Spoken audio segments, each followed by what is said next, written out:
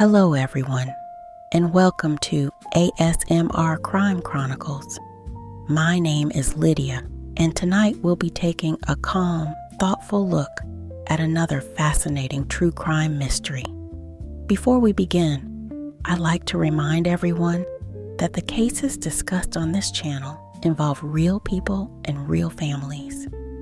The purpose of these videos is not to sensationalize tragedy, but to explore the facts, the investigations, and the unanswered questions that continue to surround these stories.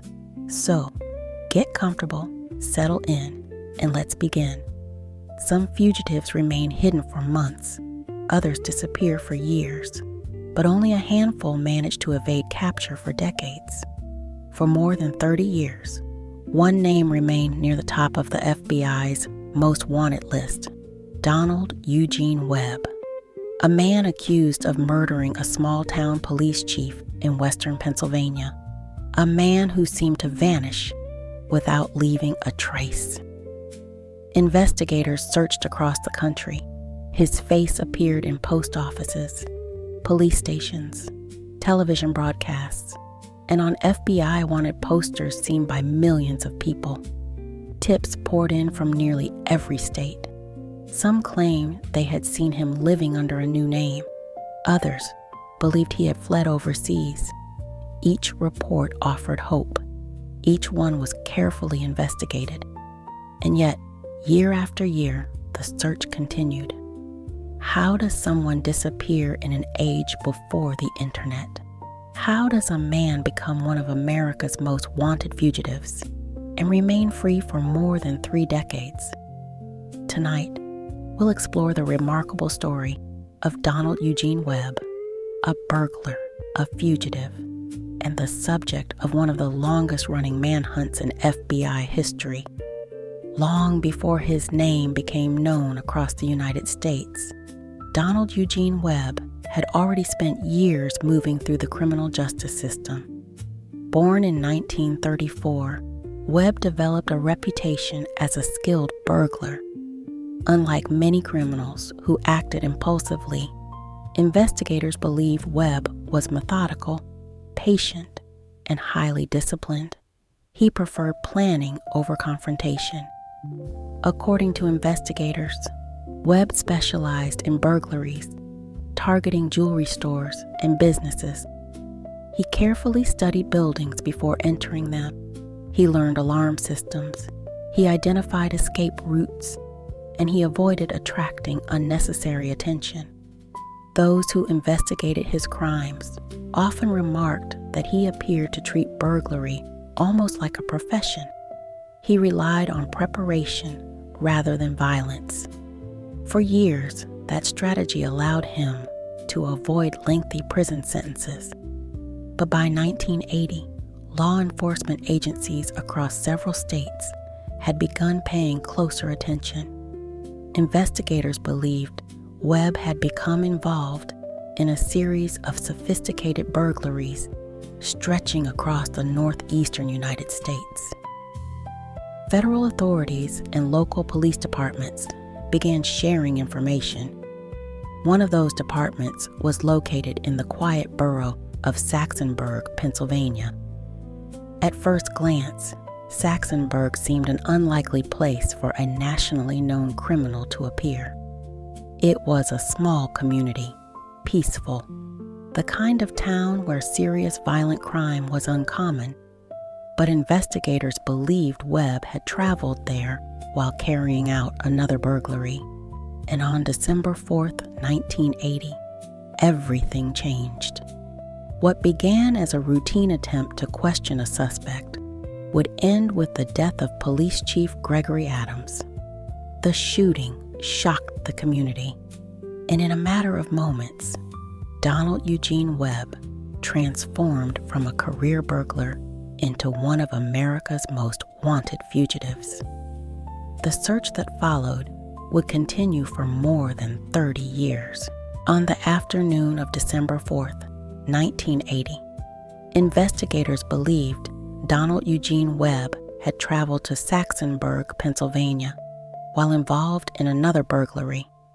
Local police had received information that Webb might be staying in the area. Among those responding was Saxonburg Police Chief Gregory Adams.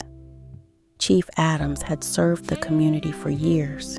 He was well known throughout the small borough. To residents, he was more than simply a police officer. He was a familiar face, a trusted public servant, and someone committed to protecting his town. That afternoon, investigators attempted what they expected would be a routine encounter.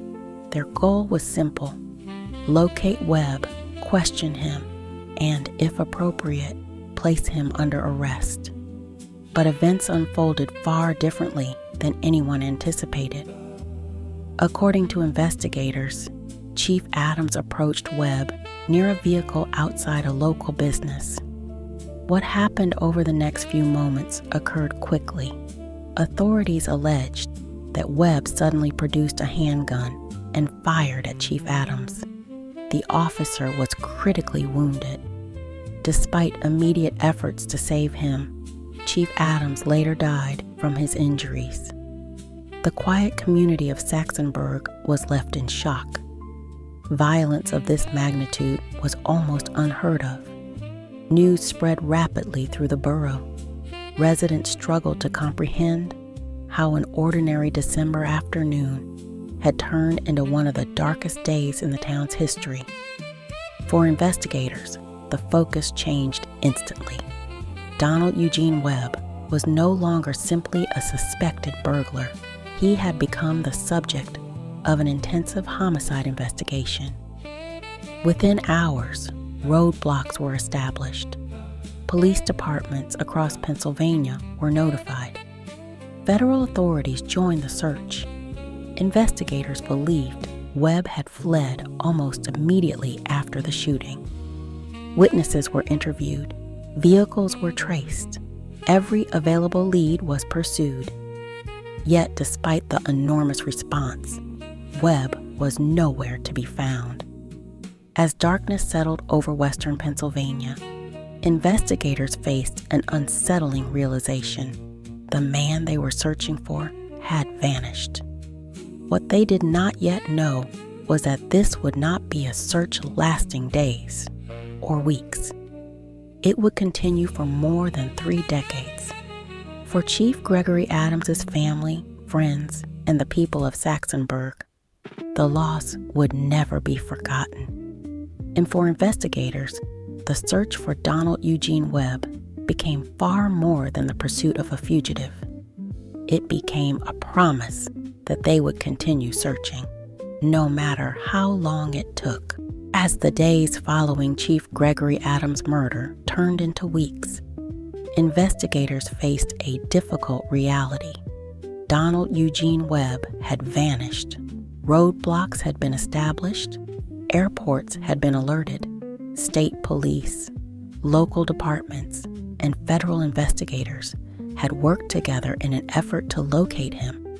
Yet there was no confirmed trace of where he had gone. The investigation soon expanded far beyond western Pennsylvania. Authorities believed Webb had extensive experience avoiding law enforcement. For years, he had traveled across the northeastern United States, committing carefully planned burglaries. He understood how investigators worked. He knew how to remain inconspicuous, and according to investigators, he had almost certainly prepared for the possibility that one day he might have to disappear.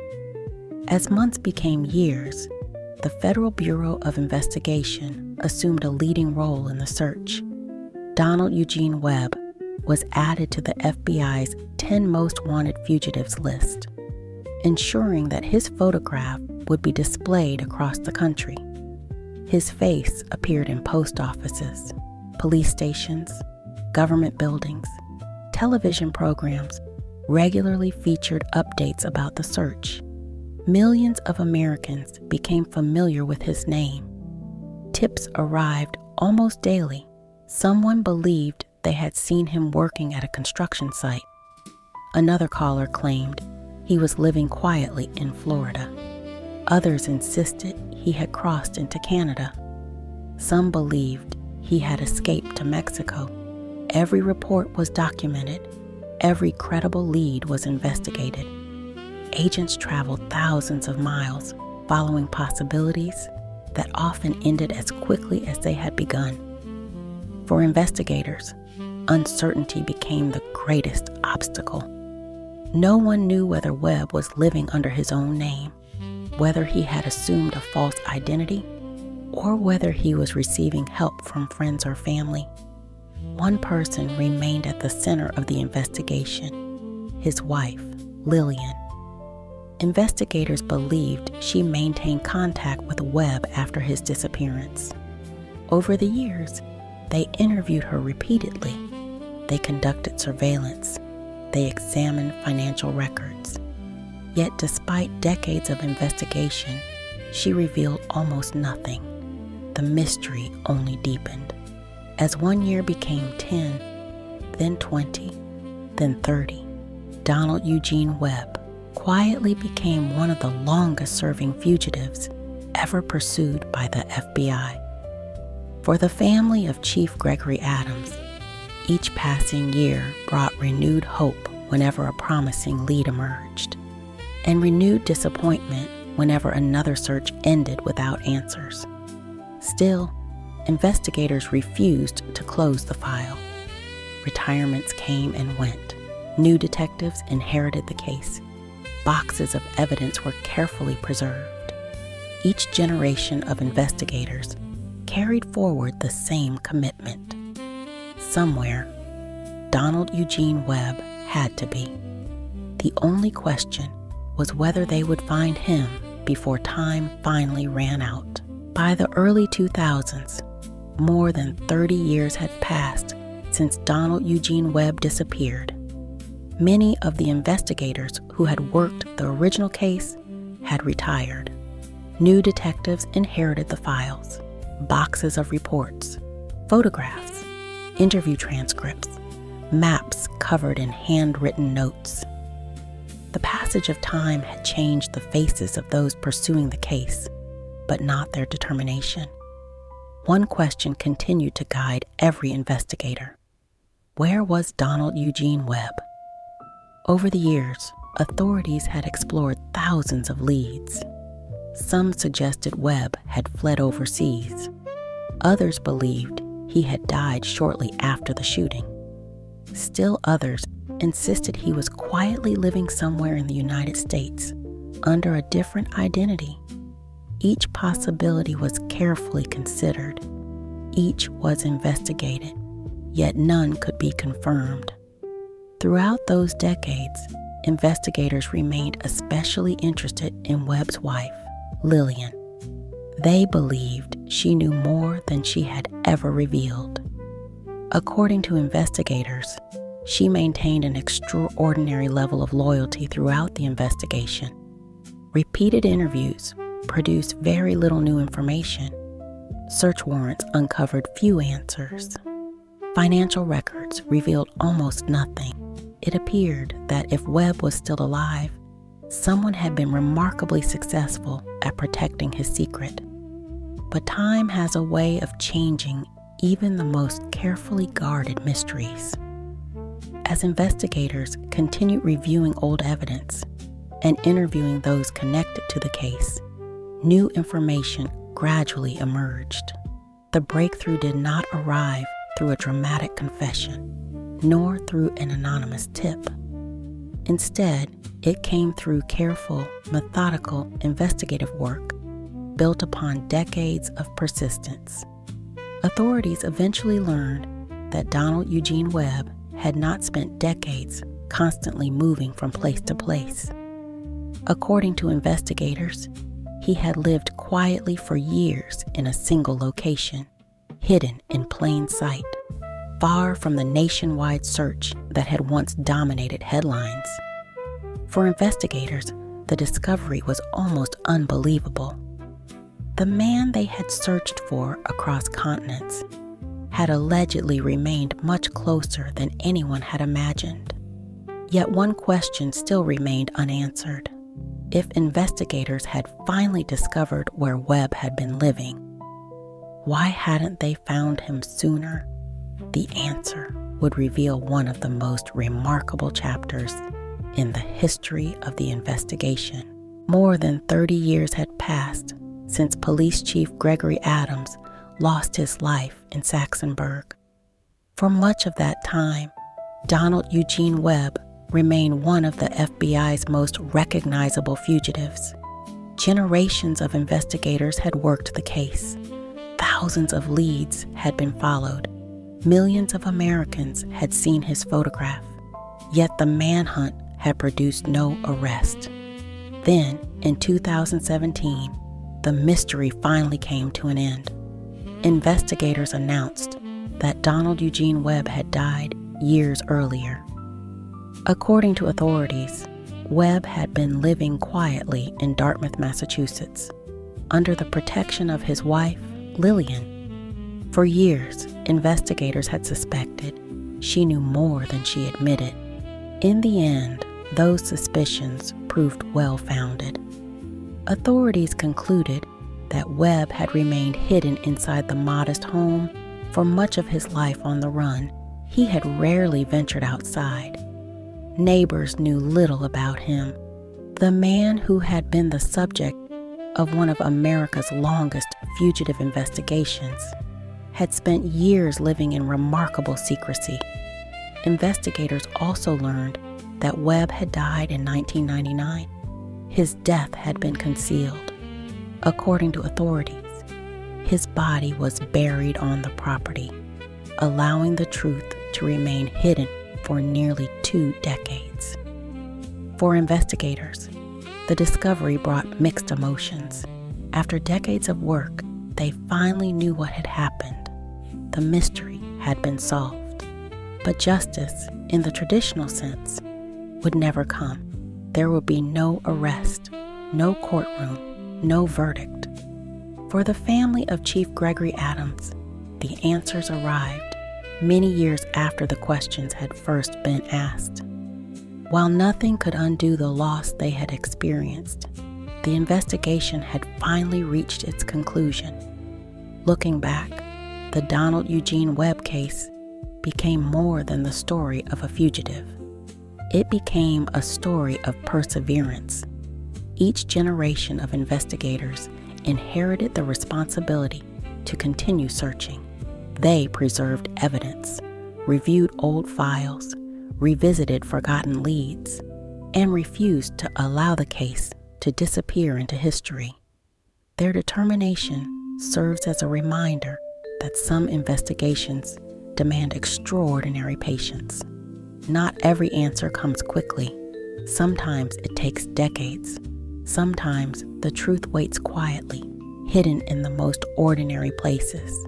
And sometimes, even after many years, those who refuse to stop searching finally find the answers they have been seeking. Today, Donald Eugene Webb's story remains one of the most remarkable fugitive investigations in FBI history, not because of how long he escaped, but because of the unwavering commitment of those who continued looking, long after many believed the search would never end. Thank you for joining me for this episode of ASMR Crime Chronicles. As always, I'd like to remind everyone that the stories we discuss involve real people and real families, and they deserve to be remembered with dignity and respect.